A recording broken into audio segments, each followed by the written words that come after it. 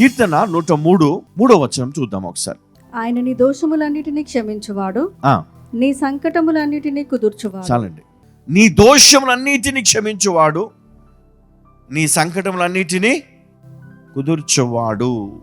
నీ దోషములు అంటే పాపము, మనలో ఉన్న పొరపాట్లు, మనం చేసే తప్పులన్నీ కూడా ఆయన క్షమిస్తాడంట.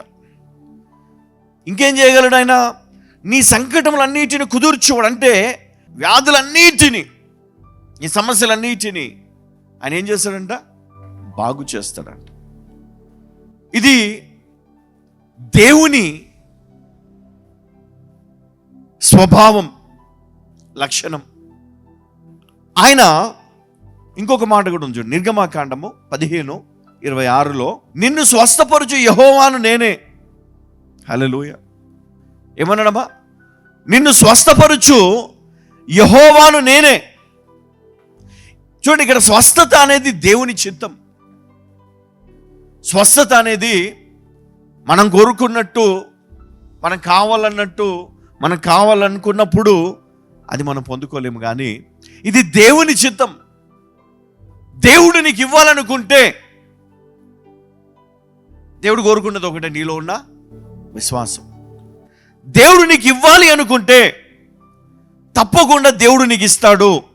ఎందుకంటే అనేక సందర్భాల్లో మనం చూసినప్పుడు మరి యేసుక్రీస్తు దగ్గరకు వచ్చిన వారందరినీ కూడా ఆయన స్వస్థపరిచాడు. ఎవరిని కూడా వెళ్ళగొట్టలే, ఇది కాదు అని చెప్పలే కదండి. మరి అలాంటి క్రీస్తు ఈరోజు మనం కలిగి ఉన్నాం.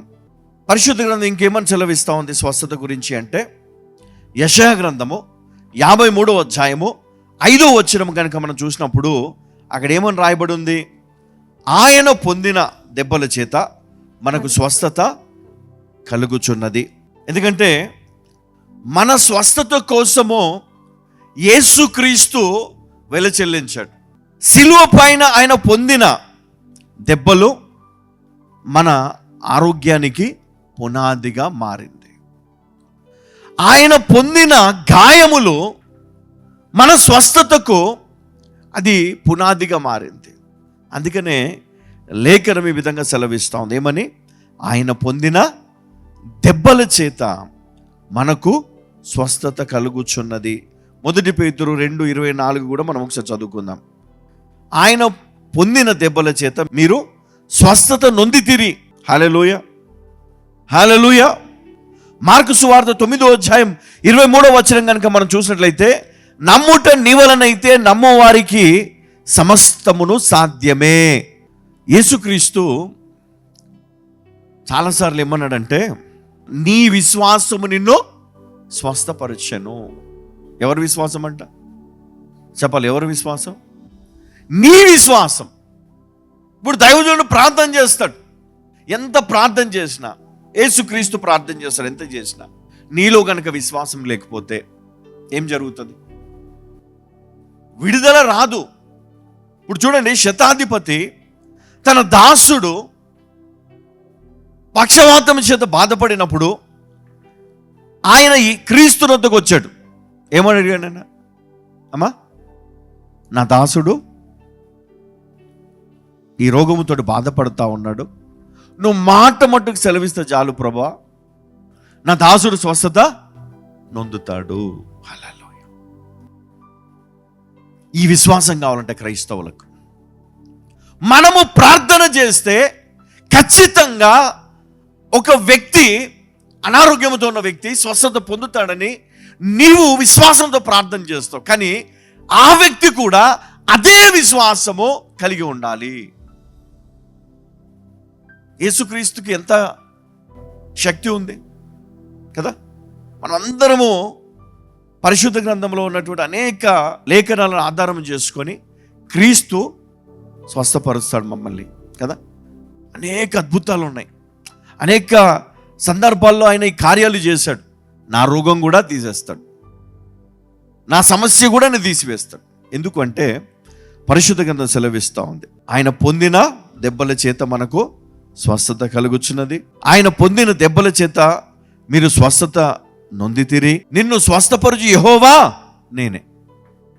తండ్రి అయిన దేవుడు మరి మాట పలికినప్పుడు అప్పుడు కుమారుడు ఉన్నాడు ఇక్కడ? లేడు. కానీ ఆయన ఏం చేశాడు? ఆయన స్వరూపములో కుమారుని లోకానికి పంపించాడు.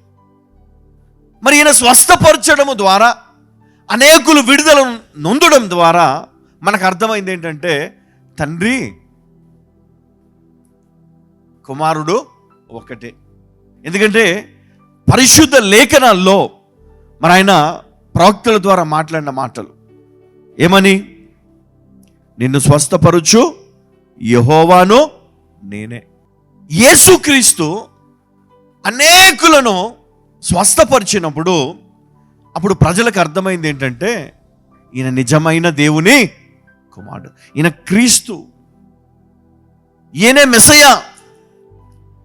ఈయన గురించే మనం చదువుకున్నాం, ఈయన గురించే మనం ఎదురు చూస్తా ఉన్నాం. ఆయన వచ్చాడు, గంతులు వేశారు, పాటలు పాడారు, ఆయనకు స్వాగతం పలికారు. ఎందుకంటే ఆయన స్వస్థపరిచే దేవుడని నమ్మి. హల్లెలూయా. మనలో విశ్వాసం, ఎలాంటి విశ్వాసం ఉండాలంటే గొప్ప విశ్వాసం ఉండాలి.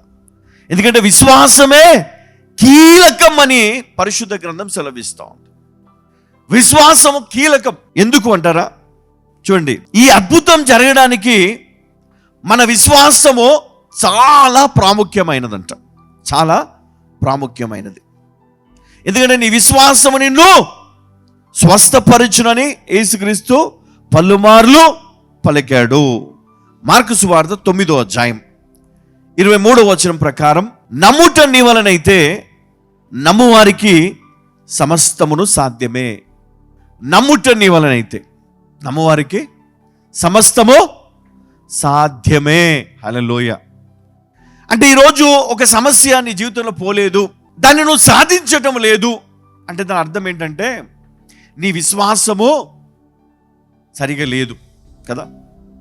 వాళ్ళు వీళ్ళు చెప్తే విన్నాము, చర్చిలో విన్నాము, మా అమ్మ నమ్ముతుంది, నాకంత లేదండి విశ్వాసం.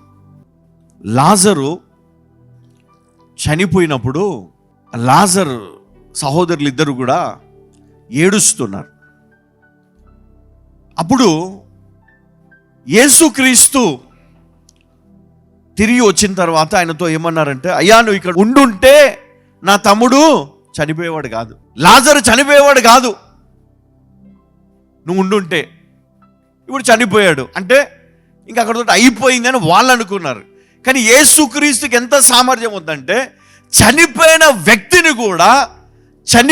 వ్యక్తిని కూడా వెనక్కి తీసుకొని వచ్చాడు. హల్లెలూయా. ఆయన ప్రాణాన్ని తిరిగి తీసుకొని వచ్చాడు. అందుకే పేరు పెట్టి పిలవగానే ఆ సమాధిలో నుండి ఆయన బయటికి రావడం జరిగింది. హల్లెలూయా, హల్లెలూయా. అందుకే నమ్ముట నీ వలనైతే, అంత గొప్ప విశ్వాసం కావాలి మనకు. మనలో ఉందా విశ్వాసం? లేకపోతే ఆ విశ్వాసాన్ని మనం సంపాదించుకోవాలి. హల్లెలూయా.